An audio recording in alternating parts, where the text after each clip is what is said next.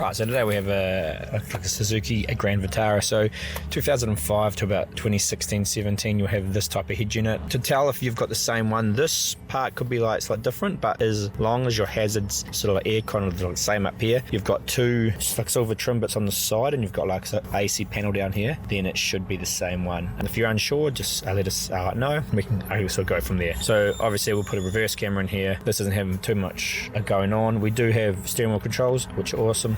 So we'll keep those working. We'll just go through and put this in.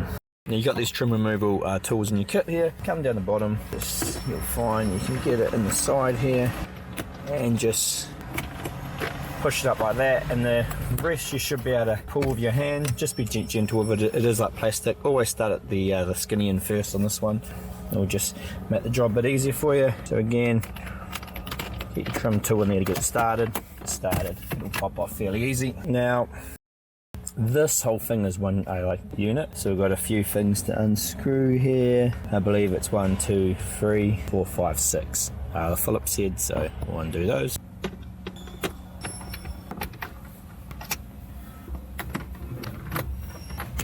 Alright, once all of those are out, we should just be able to come in here with our hands, give the whole thing a little like wiggle. It could help you if you put your shift lock on here and take your knob out, so just obviously I'll push down your button and pull this back a bit. You need a little bit more room.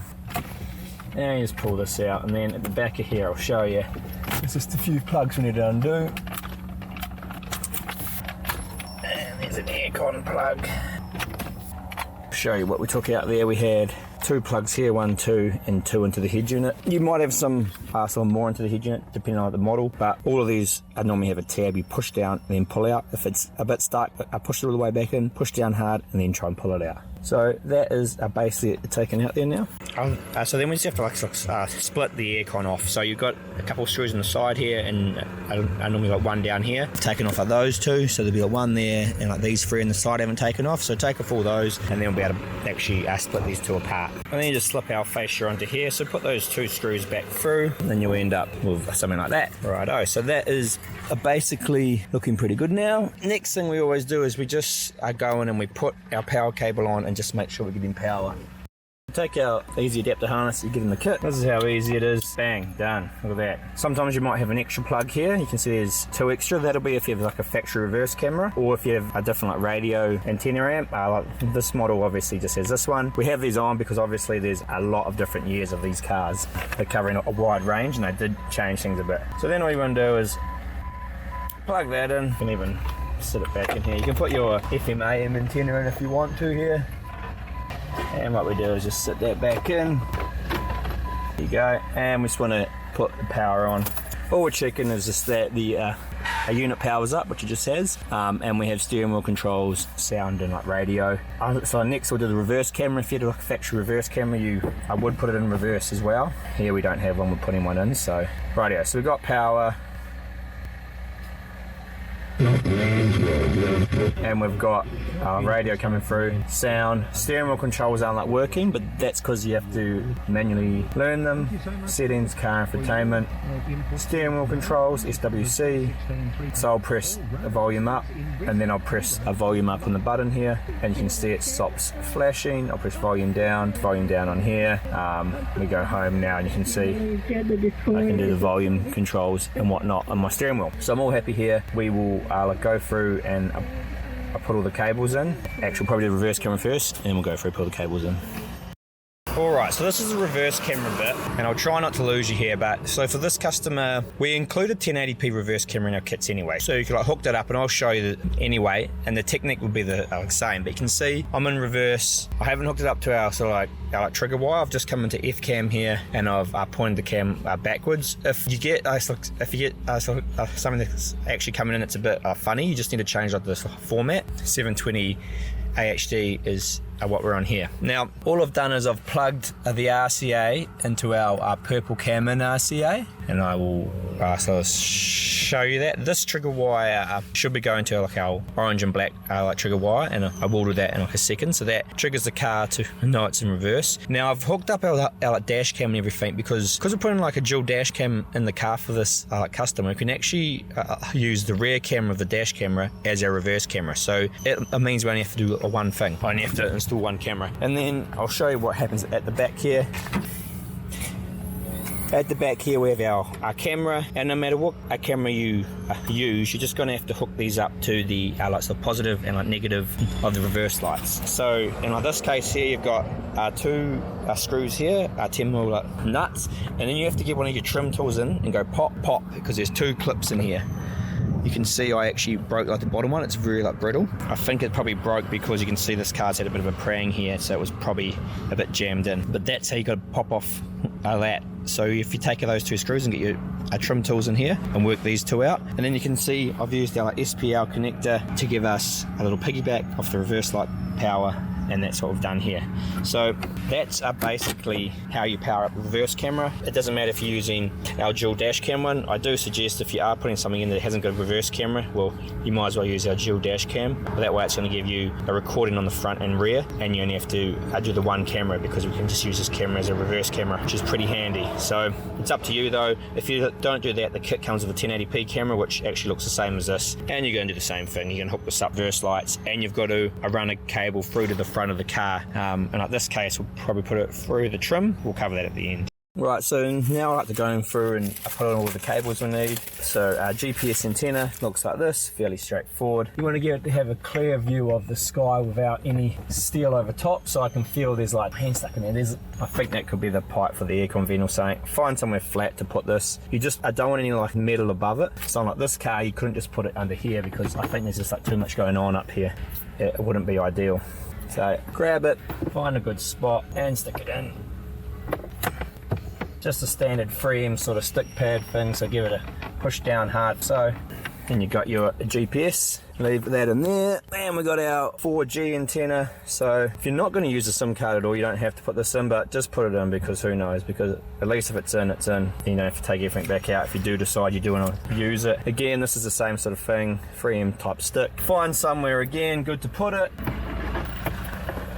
Down, fine. 2 USBs and external microphone. Now we always suggest, and we'll do a call with the external mic and then without, and you can decide if it's better or not. If it is better, you can run it wherever you need to. It's just up to you. So we do a test. I'll cover that in a second. But we normally always end up passing these through into the glove box. So on this car, pretty easy, through like that. Now we don't really use them for too much, because we've got wireless CarPlay and stuff. But they're there if you have to get to them. For example, you can plug our dash cam or our TPMS or certain upgrades that we add into it. SIM card slot. This will give your head unit internet the whole time and turn it into basically its own phone. Probably 10% of our customers use this. Up to you, but again, put it in here, you can get to it, you don't have to worry about it. Now what we have left is our third USB. It's our third USB, so we're going to be running this dash cam on this car. I'll run that along at the passenger side anyway, or maybe driver's side if we're going to run the external mic. So we'll just leave that handy, because that'll be for our dash cam. So that is basically all the wires you have to put in. At the very end I'll tape them a bit and tidy it up, but that is that. So this is our dual dash cam. It's the exact same as other dual dash cam. The only thing is this one has an external outside rear camera. So you peel off the stick pad and you want to put it up somewhere up here. I normally have the screen going at the same time, so you can see exactly where you want to put it. So if you had the actual head unit plugged in, you'd be able to see the vision that this is seen, and just give it a good push down. You don't want to install this when the windshield's too hot, so give it a good push down. And also make sure you put the SD card in. You can actually just slide this and pull the whole camera off, but the SD card's in, so that's all good. Then you got a few cables here, so we're going to actually take these down, our trim and out. Alright, so this bit here is this covering our dash cam install. You can see the dash cam looks awesome. Can't even see it when you're in the driver's seat, really. I'll run your other wire up here. Then you should be able to tuck it in up here. What you can do is also put a bit of tape and reverse around it, so wrap it around in reverse or double-sided tape, and just allow it to get a bit more like stick. This car's quite good because it drops down, so it's okay. Then so pop your trim off. You can just use our trim tools here. They'll have your sort of standard little things, so you just get your trim and then pull it off, it'll pop off. Now just run your wires where the factory wires are running, and I tape them on because like some cars are gonna have like airbags or stuff in here, and you just want to make sure they're in that like safe, correct place. We've got a few wires here, but we've got 2 wires coming from that for dash cam, and they come down here. Now if you're not using the dual dash cam as a reverse camera as well, then this like second one here with the RCA on, you can just sort of like tape it away or even like chop it off like back actually at the start. And then you've got your other wire here that these trims just like pull off as well. Again, they've got those same like tabs in them. You can normally just like pull these with your hand, run that to the back of the car, and then that was just like covered before how we had to put a power to the like, rear of it. So that basically covers putting like that in. And because we're using the reverse camera, sorry, the rear dash camera as like reverse camera on here, we've I put this in behind our head unit, and the red one has gone to our orange and black one here, which will be our reverse trigger. So that is the dash cam all like covered there. Alright, so now we've pretty much run like everything in behind here and like taped it up. And like this model we're using our dual dash camera, but if this was the reverse camera you'd have the same thing going on. Our yellow RCA behind the head unit, and sort of red or green sort of trigger wire to our orange and black wire here. Now on this model, obviously I put the cables on the glove box. I did pop this trim bit off just to help me run some cables along here. Just has clips in the top and 4 Phillips screws in the bottom. Pulls off very easily. I've run our mic up into here. I've just taped it along the same as the old one. This trim just comes off. You can either, if you get your fingers in there, it'll like rip off, or get your trim tool in there. And we've run the external mic down there, and we'll just pretty much end up having it up in here like that. And then it's come down and across here. And this is the same place I've run the reverse camera, and then the reverse camera one I've just taken into the trim here. Again, this trim just like pops up and take it to the back of the car. So that is basically everything there. Now we just go through and plug everything in one by one. Make sure you have this as our reverse camera input. I would have used this before when we're doing our testing. So that plugs in. You can see I've taped everything up a little bit. Up to you how you tape it. But I just tape the ones we're not sort of use the other way. Now I try to start from like one side and not work my way back. It helps me not sort of misses like many. So main plug, our reverse plug there. We've got our dual USBs, got our SIM card. I know we've got our third USB here. Make sure you know where that like radio one is, we'll be using that. Now we've got our antenna. If you have an amp, you'll be using like the pre-out version of that. Obviously we don't here. 4G. GPS, AM, FM's the last one, and basically bring all your cables up so they're going to sit here and then drop back down. Don't lose this one. You can actually pull it, it has a clip, you could pull it off the sort of factory clip to make this a bit like easier if you wanted to. I'm not too worried about it because I can still get it. I think I can. Like so. Plug it in and then just run everything back in. Plenty of room on this model, so cables are going to have plenty of space, and just line that up. And obviously we've got our screws. Then while we're doing stuff, it's not all going to fall out and crash around. So there's 2 locating lugs on either side there, so make sure those are lined up, and then put 1 screw in. Good, those are our locating lugs there. Everything's looking pretty nice. Now always before you get too carried away, start the car up and check everything.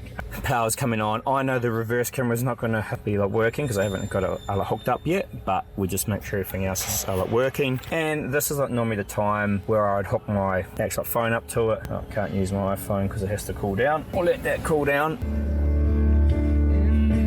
But we've got sound and like steering wheel controls. The other thing you would check is reverse camera. I'd also hook my phone up to it. If I could use my iPhone if it was cool, and just put CarPlay like Android Auto on and just do a phone call. And just you can even do that. I'll put the external mic in up here, but like you could actually do a call with and without it. Sometimes the difference is tiny, up to you. So we will leave that like that now, and then we will go to like the next step. I just saw some dash lights start flashing. Good thing I checked because I didn't plug any of this stuff back in. So obviously make sure you put your like AC and your sort of 4-wheel drive plug back in. I'll pop that out again. Guarantee you'll forget it's something. It's the way it is.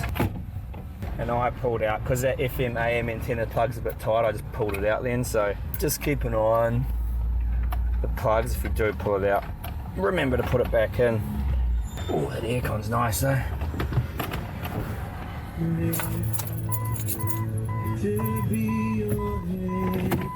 Here we go, I don't have those flashing dash lights anymore because it was a little bit confused and it didn't have anything plugged into it. Again, put that single screw in and off you go. So that's why I always double check you plug everything back in. Hopefully you watch this video and I just save you forgetting to put that back in. Alright, done, cool. We'll finish off our reverse camera.